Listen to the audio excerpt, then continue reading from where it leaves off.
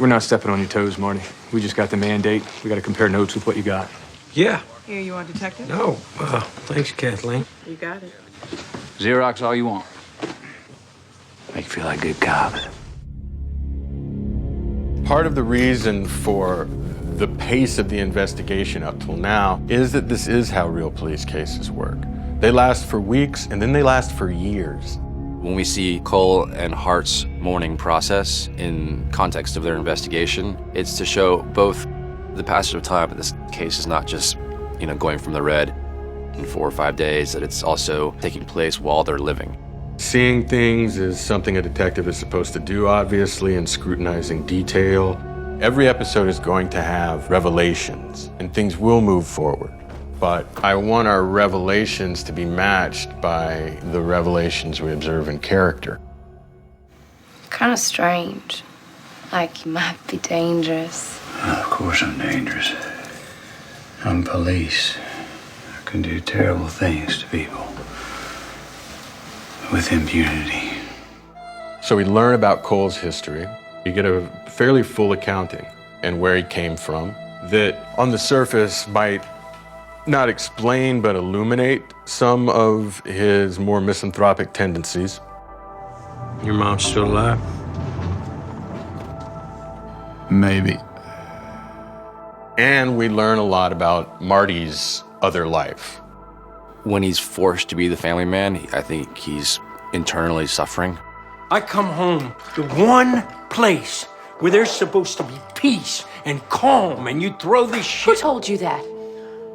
It's not always that way. It's not supposed to be. It's supposed to be what I want. You get a sense of what he thinks a family is supposed to serve and the sense it's supposed to serve him. Hart has an environment which provides him boundaries and rules. Cole has really no restrictions on his life.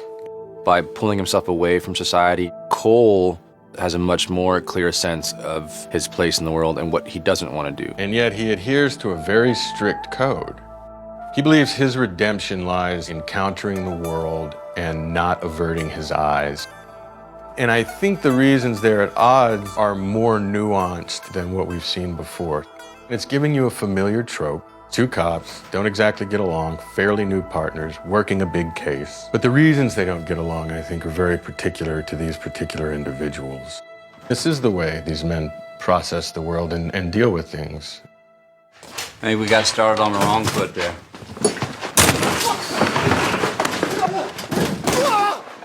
McConaughey did a lot of work beforehand. He had a ton of ideas. And so what you imagine in your head with a written character and then when someone embodies it and owns it is always going to be slightly different. But I had complete faith that whatever he was doing was true to the character. I mean, I could always tell what was real or what wasn't, So when I'd see things, I just roll with it. The mirror came about through McConaughey. He said there's this mirror, and the mirror is looking in one eye, and it forces you to stare at yourself without the hole, but just the eyes. And that little mirror is just an odd, uncanny detail that people can choose to note, or you just can go right by it. The way Woody approaches projects, there's a sense of exploration that allow for a little bit of humor, which is one of the things he really wanted to add to his role and to the general show. Ruined me. Now I can't do without it. We're left at the end investigatively with the idea that there are signs literally littering the landscape that bear the mark of the man they're looking for.